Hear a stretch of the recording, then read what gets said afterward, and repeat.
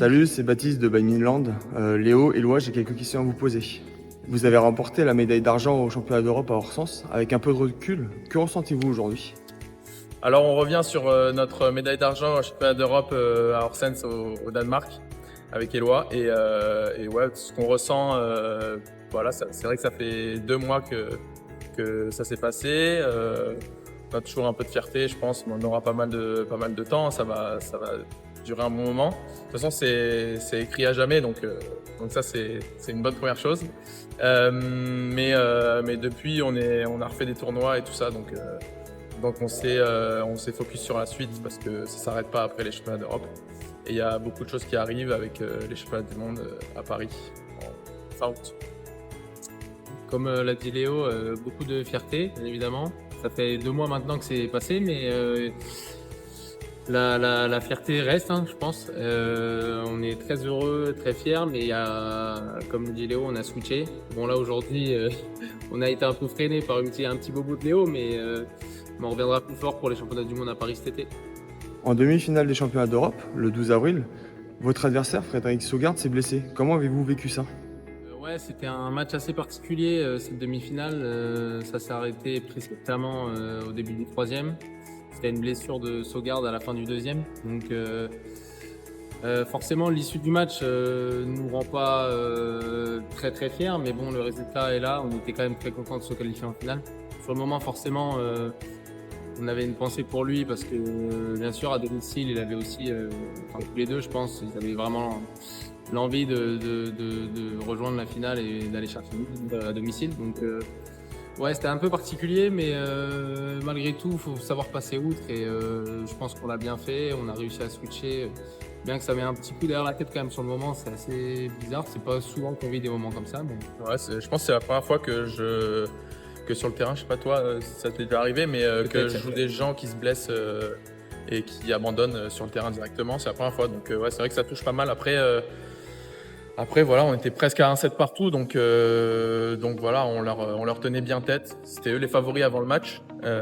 Ils sont mieux classés que nous, mais oui, on est bien rentré dans le combat pendant tout le match jusqu'à ce qu'ils se blessent. Donc ouais, voilà, c'est dommage pour lui, mais c'est vrai qu'on n'a pas non plus démérité. On n'a pas démérité. Ouais. Le 13 avril, vous avez affronté les frères Popov en finale. Ça a été une sacrée bataille. Racontez-nous un petit peu ce que ça fait que de jouer contre d'autres Français. Alors la finale, ouais, c'était une finale assez spéciale parce qu'on jouait contre Tommy et Christo, donc finale 100% française, c'était la première fois que ça arrive aussi.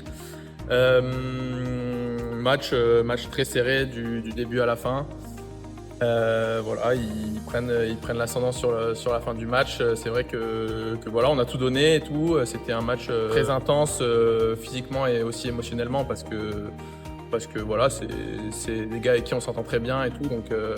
Donc ça rajoute un petit stress supplémentaire. Donc voilà. Ouais, je suis d'accord avec Léo sur tout ce qu'il a dit. Particulier forcément parce que c'est la première finale franco-française d'un championnat d'Europe déjà. C'était les premières médailles avant Sam pour la veille en demi-finale. Donc le scénario fait que ouais, forcément ça rajoute un petit stress et c'est plus chaud. On les connaît bien, on les a joués plusieurs fois aussi. Donc ouais, c'était un moment particulier. Sur le match, ouais, on n'a pas non plus, on n'est pas passé à côté, donc on est assez fiers de ça. Après, ouais, l'issue du match, bravo à eux parce qu'ils ont su imposer leur rythme à la fin du troisième set et nous on est bien revenus et puis ça s'est joué sur des détails à la fin, des points assez rapides, mais c'était quand même un bon moment, je pense, de faire ce match-là sur le court avec eux lors d'une finale de championnat d'Europe au Danemark en plus. Que signifie cette finale 100% français pour le badminton tricolore? C'est un signal fort, je pense qu'on est très content d'avoir pu produire ça, d'avoir été capable de faire une finale 100% française, là où il y a eu des finales 100% danoises plusieurs fois. Là, c'était la première fois que ça arrive, une finale 100% française. Je ne sais pas si d'autres pays l'ont fait avant le Danemark, ou même après. Enfin, je ne sais pas s'il y a d'autres pays qui l'ont déjà fait, peut-être les Anglais dans le passé, mais c'est forcément beaucoup de fierté, on y revient, mais c'était vraiment quelque chose de particulier. Et ouais, comment dire, ça a une saveur encore plus grande, je pense. Le fait que aussi on ait joué au Danemark et que le public était 100% danois, à part des connaissances qu'on avait dans les tribunes, mais c'est vrai que de représenter le drapeau français pour les deux paires, c'est vrai que ça joue beaucoup et c'est vraiment plaisant pour nous et puis pour la fédération et la France en fait. Vous êtes actuellement 39e au classement mondial. Quel est votre objectif de classement à court et moyen terme? Notre objectif de classement à moyen, long terme, ça va être déjà de rentrer dans le top 32 mondial pour pouvoir faire les plus grosses compétitions et rentrer dans les super 1000. Donc voilà les plus gros tournois. Et puis à long terme, à long terme, on aimerait bien sûr top 20, puis top 15 et puis justement aller chercher un ticket pour les prochains JO. C'est vraiment ce qui nous anime avec Léo et c'est l'objectif final entre guillemets qu'on s'est fixé. Donc, et pour y parvenir, faut être top 20, faut être top 15, faut participer au plus gros tournoi de la planète. Donc ouais, c'est un peu ce truc-là. Après sur la durée, sur le temps qu'on prendra pour y arriver, ça c'est un peu plus flou, Oui. mais ça dépendra des résultats. En tout cas, l'envie est là et on sait qu'on en est capable. il y a plein de facteurs qui aussi sont pas de notre ressort. S'il y a des blessures ou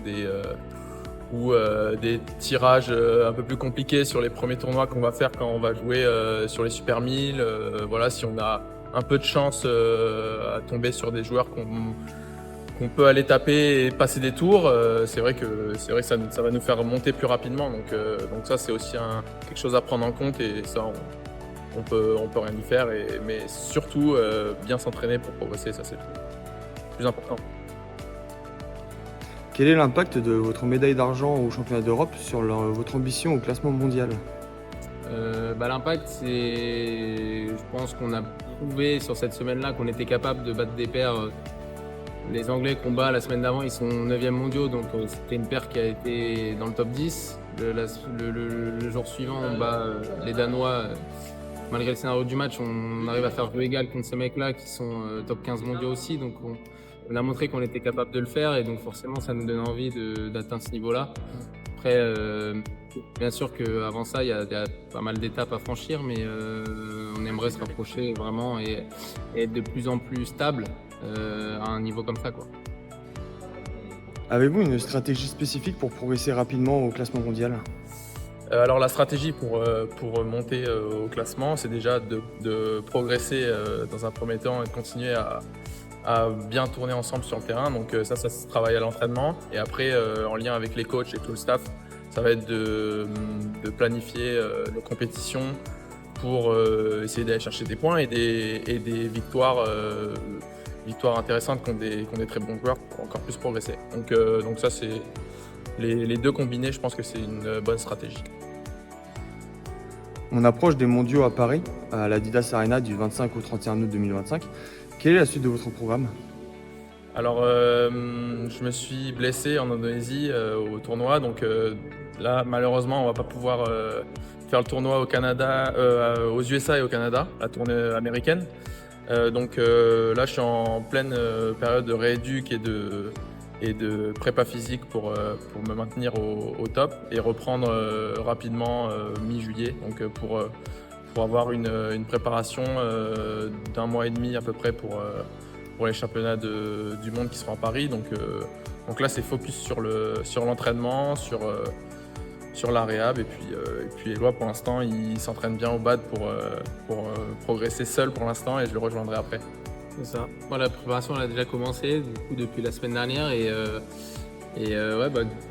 pas le choix, je suis obligé de faire sans Léo, mais je le vois s'entraîner à côté et il chôme pas non plus, donc ça fait plaisir à voir aussi.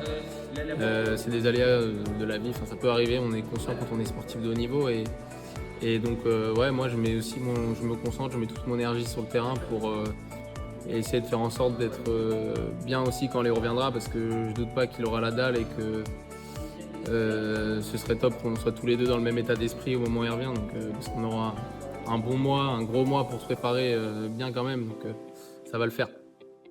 Avez-vous un mot pour conclure?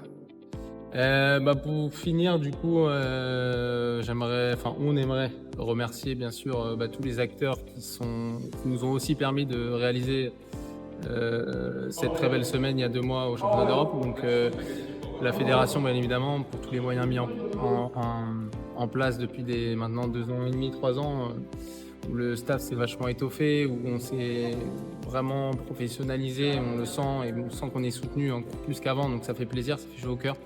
L'investissement, il n'y a rien à dire, donc forcément c'est facile pour nous aussi de nous donner au quotidien à 100% avec un entourage comme ça. La famille, bien évidemment, qui sont un soutien depuis, depuis qu'on a commencé, parce que sans eux, on n'aurait jamais pu avoir le parcours qu'on a. Pareil pour les clubs, tous les clubs dans lesquels on est passé. Moi, je pensais pour Hermont. J'ai commencé au volant de Cergy, mais j'ai une grosse pensée pour Hermont qui a commencé vraiment à croire en moi, qui a mis les moyens qui m'ont permis de financer les pôles, etc. quand j'étais plus jeune. Ensuite, le Racing et puis maintenant Chambly depuis 6 belles années. Donc, ouais, beaucoup de gens à remercier, pardon. Il y a beaucoup on a reçu beaucoup de messages aussi de gens dont on n'a pas forcément de messages d'habitude. Donc ça fait vraiment plaisir. C'est des gens auxquels on n'a pas forcément parlé depuis longtemps, mais d'avoir un petit message comme ça, ça fait vraiment chaud au cœur. On voit que les mecs suivent encore, donc c'est top. On a vraiment l'impression du coup d'avoir pu faire ça, et c'est pas que pour nous. On peut leur rendre aussi un peu à notre manière. Donc voilà.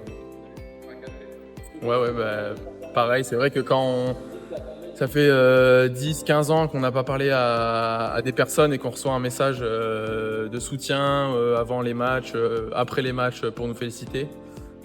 C'est vrai que voilà, c'est quelque chose de super et qui nous rappelle des très bons moments passés avec ces personnes. Et puis voilà, il y a tellement de gens à remercier, donc merci à tous. Et aussi merci à Van Middelland pour le soutien et tous les messages qu'on a reçus pendant le championnat d'Europe et aussi pendant tous les tournois qu'on fait. Ouais, comme l'a dit Léo, merci beaucoup pour le soutien, c'était top. Ça fait vraiment plaisir. Les petites vidéos qu'on a reçues et tout ça, ça fait vraiment chaud au cœur. Et donc merci, et c'était un plaisir du coup de faire cette interview pour vous tous les deux.